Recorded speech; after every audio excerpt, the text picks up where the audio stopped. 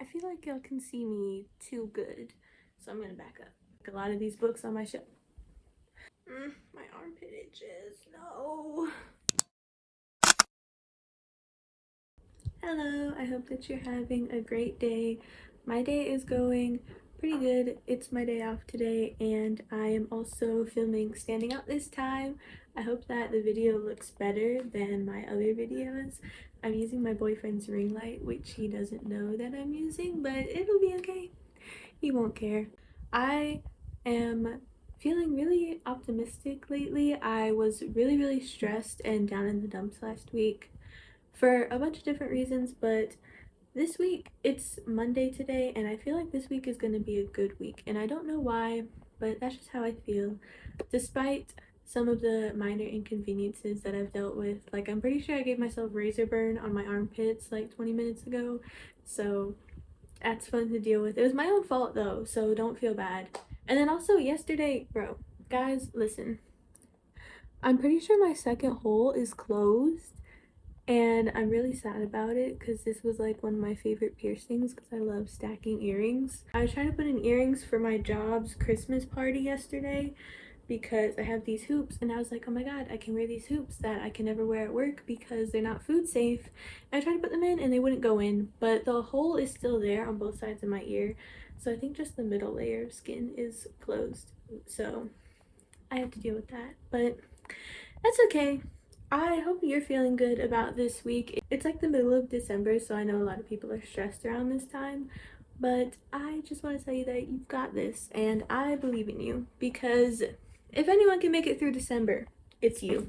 I wanted to make a quick video today to talk about why I want to self-publish my books, because I know a lot of people struggle with whether they want to be traditionally published or self-published, and I wanted to share my insight and my personal opinion on what I think is best for me. I know there's a lot of creators on YouTube and TikTok now who have been talking about self-publishing, and specifically how to do it, how to get your books in stores, and all of the tips and tricks for it. I'm not really qualified to do that. I don't even have a book out yet, so maybe in the future I can walk you guys through the process that I did, but until then, I'm just going to tell you guys why I'm choosing what I'm choosing for the time being. My armpit itches. No. Okay, so first I guess I should explain a little bit the difference between traditionally publishing and self-publishing. So for traditional publishing, you have a publishing agency that is publishing your book for you. Um, you normally have cover designers who are hired by that agency who will either make the cover for you, or I've heard of some people, not a lot of people, but I've heard of some people getting to be able to give input on the cover for their books, or they get to give general direction to the cover designer. But overall, you sign away the rights to your book to the publishing agency, and then they distribute your book to retailers, online retailers, and things of that nature. And sometimes they will even help you market your book if they believe in you enough. Um, and there's a lot more that goes into that, emailing query agents and writing query letters. And you can look all of that up if you want to, because I'm not going that route, so I don't know the ins and outs of it. But I do know that you have to write a query letter, and some agencies want you to write like a very specific kind of query letter, and you include like a snippet of your book, an intro to your book, an intro to yourself, and why you think that you would be a good fit for this specific publisher. If they like your book, they will offer you a book deal, and if you accept that book deal, then you give them the rights to that book, and they do all of their publishing house magic that they do with books. Normally, querying takes quite a long time because a lot of books, especially YA books and especially YA fantasy books, get rejected a lot. It's just such a competitive field right now that if you don't have something that they really like, they're not gonna give it a second thought, which is one reason I don't want to go that route, because I don't want to put in so much time and effort into this book and then just be told that they don't want to take a chance on it. And then you have self-publishing, which is literally what it sounds like. You are the one publishing your book, you're the one deciding where it gets distributed. You usually, some people make their own covers. A lot of people discourage young authors from making their own covers just if you're not experienced in like digital art or book cover making in general. It'll probably come out pretty low quality. Normally, you hire a cover designer and you pay out of your own pocket for that, and you go back and forth with them depending on the cover designer themselves, because they are an independent artist. They might give you like 2 revisions to your cover, or they might, give you no revisions. It just depends on which artist you choose. You do get a lot more freedom in creating the cover for it, and you also are in charge of where your book gets distributed. You can distribute it through Amazon, you can distribute it through Barnes and Noble, but you are also responsible for getting your own ISBNs, which are the little barcodes with the numbers on top. Numbers in the top of the barcode are the ISBN number, and that is what uniquely identifies your book, whether it be the ebook version of your book or the hardcover, the softcover, special edition hardcover. Every version of your book will have its own ISBN number. You will have to buy those yourself. You can get them officially from the correct website online. I'll put it on the screen so that you know the actual factual information. If you're distributing through Amazon or like Barnes & Noble Press, sometimes they have the option for you to use their ISBN numbers, but then that can get you into some trouble because then you can only use those ISBNs on that retailer, and that can cause issues. So it's better to just buy your own ISBNs. Just to give you a gist of what each publishing method looks like, those are the very, very basics of it. So now we're going to talk about why I want to self-publish my own books. The main reason for it is it's more appealing to me because I've always been the kind of person where, like, if I want something, I'm just going to do it myself, because even if I don't have like the money or the resources, I'm at least going to try. I don't like to just sit and wait for things to happen. If I really, really want it, I will just try and figure out a way to do it myself. Like when I was a kid, I wanted a bunch of doll houses. I wanted mansions and gardens for my dolls to play in, but obviously those cost a lot of money for some reason, so I would just build them myself, and I love them more than I would have ever loved like some plastic dollhouse from like Hobby Lobby. So the best example of me doing that is probably my jewelry business, because I wanted stainless steel hypoallergenic jewelry in my style that I didn't have to pay like $30 to $50 for one pair of earrings for. So instead, I used what money I had and I started making my own jewelry, and it's exactly how I want it to be. I can make necklaces now, I can make little rings, and I can make earrings, which is the main thing that I wanted. That's just how I am as a person. I really like to create things in general. If I have an opportunity to customize something or be creative, I'm going to do that instead of just getting something that's already manufactured and made by somebody else. So when it comes to the books that I want to write and publish, self-publishing just seemed like the most obvious option for me, because I have specific visions of how I want my books to look and feel and what I want the reading experience to be like, and I don't know if I could truly like live with giving the rights to my work to someone else and have them go do it for me. I just can't do it. If you can do that, props to you, because I truly couldn't. I am just so protective, and honestly, I'm kind of controlling and I'm kind of bossy when it comes to things that I really care about. Like, I will admit, I really want things to be made how I see them, and no one else can see what I see except me. So I'm just gonna do it myself, which is probably not the greatest attitude to have. Like, these publishing agencies do have really talented artists, they have really talented agents, they have a lot of time and money and resources that I will never have. And I really respect them for that, and they've given a bunch of small authors really great opportunities. Like a lot of these books on my shelf a lot of these books on my shelf back here are from authors who just debuted. Like this book right here debuted last year and she's doing great. Publishing companies are not a bad thing. I just don't think that I would work well with a publishing company, and I think that you have to be mature and realize that. I also do have digital art experience, so I know that I can make a pretty accurate mock-up of a cover, and I would be able to send that to an actual cover designer and get what I want my cover to look like. And I know that even though I don't have a huge platform at all really, I know that I will be able to at least get my book online and distributed in a way that I'll be satisfied with. I'm not saying I need to be like a best-selling author or have, like hundreds of thousands of copies of books and book signings and fans and all of that. I just want my book to be out there. And I feel like I don't really need a publishing house to just get my book out there. I'm pretty confident that I can do that myself. Another reason that I would love to self-publish my books is because I just love the idea of the process of it. It seems really intriguing to me.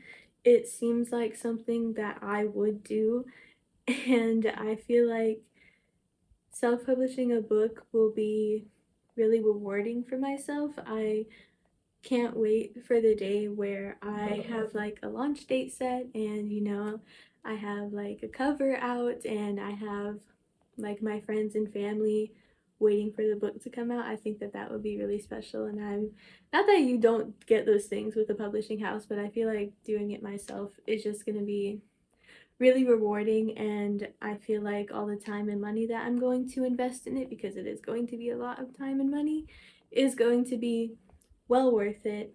Just for clarification, this next part of the video is going to be me talking about my own book that I'm writing and giving an update on that project. So if you were only interested in the self-publishing versus traditional publishing part of this video, that part is over now. The book that I'm writing right now, which is the book that my last two videos were about, I don't want to give myself too harsh of like a deadline, because you should never do that while writing. It's just gonna fuck you up. It's gonna make you write at a terrible pace. It's gonna put stress on you. Don't give yourself harsh deadlines, but I do want it to be at least towards the end stages by 2025, and I think that that's totally achievable, because I don't plan on making it like a super long book. It's gonna be like it's a good sized book. It's a fantasy novel. It's not gonna be something that I think will take me years and years and years to publish, like how my other project is, but the other project is a much bigger scale. And the point of me doing this other book, which was for me to take a break from that first project and just enjoy the process of writing, I think that that's going really well, and it seems to be working because I am really excited about writing again. I catch myself getting caught up in the lore of this other book a little bit, but it is the early stages, so I'm giving myself leeway with that. I think that overall, I'm just enjoying creating something and writing something rather than being like, how is this all gonna play out? Is the series gonna be this long? The other book just got really overwhelming, and it's not that I don't like it or I don't love it, that's too much.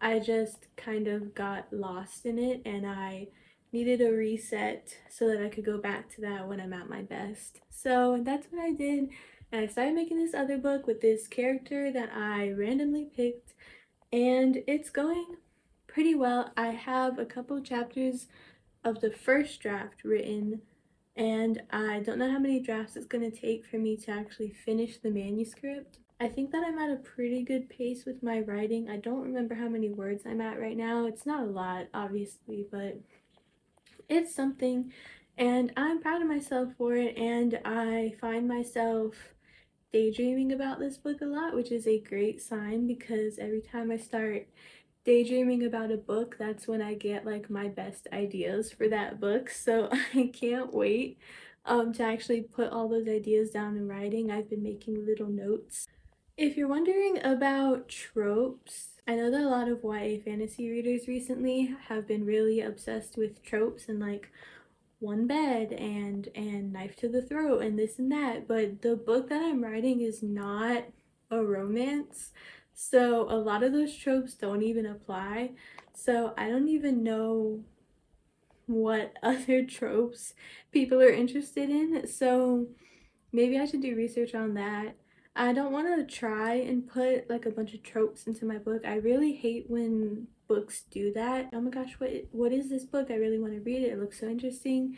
And then you look up what it's about and you just see a list of tropes that are in every other fantasy book on the market right now. I'm like, tell me about the book. I don't want to know like the romance of it all. I want to know what's happening in the book. I want to know about the world building, and I want to know all the little intricate details. I don't care if they share a bed, but that's just me. Speaking of world building, I am really excited for this world that I am creating. It does take place in the same universe as Oracle, which is my other book. I don't know if I've ever said that on the channel before, but the other book is called Oracle. And this book that I'm writing right now does take place in the same universe. So I'm very excited for that. This project is helping me become more excited for Oracle and also really, really excited about this new part of the world that didn't exist like 2 weeks ago. So I feel like I keep saying I'm excited, but I really don't know what other words to use. I'm just excited. I like writing. I'm having a really fun time, and I hope that you're having a fun time watching me. I'm gonna try and tell you more about this book just in case you were curious. So we did decide, well, I didn't decide, the wheel decided that the character was going to be ice themed, and so I decided to make her a part of a new type of fae. It's a race. I don't know if I want to say what they're called.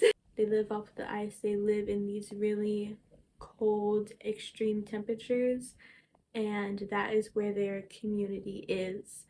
There's a king. The king has a daughter, which is around the same age as our main character. The main character is a little bit older, which is why I don't really know if this counts as YA or not, because YA usually has like a 16, 17, 18-year-old main character, even though those like are mostly kids. But my main character, the book starts with her about to turn 20 years old, and I'm currently 20 years old. And I know that I am a young adult, but I don't know if a book with a 20-year-old protagonist counts as YA or if that goes into new adult. But I've only seen people use the term new adult for like spicy books, and my book's not spicy. So if you know how to classify this book, please tell me in the comments. I would love to hear it because YA is just getting so confusing these days, and I never know when to use the phrase new adult or not. If you have any input on that, it would be greatly appreciated. Other than that, it does have the main character leaving her home. She goes on a journey and she meets another type of fae that is not humanoid, which I'm really excited for because all of my characters up until this point have been humanoid. The fae characters and the fairies in the other book, they have pointed ears, but this character is not a human at all, and I am really liking his personality that I'm creating for him. He's kind of witty, but he's kind of straight to the point, and I'm excited for him. I'm not gonna tell you exactly what he is yet, just in case I refine it, but I do want to tell you his name. His name is Carmine, and he becomes a little friend to our main character, Quinta, which I'm really happy about. I love a good wholesome friendship. I love a good found family, even if it's small. It's so cute. What else can I tell you? I can tell you that there is a dragon in this book, a very sassy dragon. I don't want to say anything else. I don't want to tell you when we meet the dragon. I don't want to tell you what the dragon does. Just know that there's a dragon. That's all I can say right now, especially because I haven't gone through my first round of edits yet.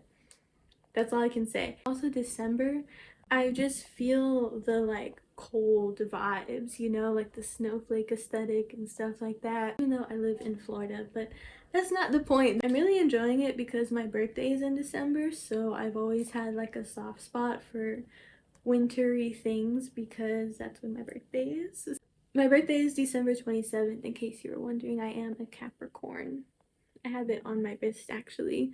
I did this tattoo myself. I was practicing stick and pokes, and I don't know why I felt so brave enough to do a stick and poke where you can literally always see it, unless I'm wearing like really long sleeves, but it turned out cute. I enjoy it. I also have stick and pokes on my ankle. I have little mushrooms on my ankle, which is super cute. I'm really proud of them. Don't do stick and pokes if you don't have the right supplies though. I use tattoo needles and I use tattoo ink and I sterilized everything. Do not do stick and pokes with the, I'm not even gonna say what it is because I don't want to give you any ideas, but you know what I'm talking about. Don't do it with the things that aren't actual tattoo things. Don't do it. Speaking of tattoos, I want to get tattoos that represent my books. I think that that would be so cute. I have this tattoo, which is actually from this copy of Peter Pan. Oh my god, wait, let me show you. This is my favorite copy of Peter Pan. It's like a soft leathery book. It is considered a paperback. On all of the page numbers in this book, it has this little fairy on it. And that's what's on my arm. Isn't that so cute? So that's pretty much all that I have for y'all today. This was just a quick little kind of chatty video to talk to you about how my books are going to be published, and also we talked about some other fun little things. So I hope that you enjoyed. I hope that you're having a great day or night, afternoon, evening, morning, whenever you're watching this. I hope it's going great, and if it's not going great, it will. Don't worry. And yeah, I love you. Bye bye.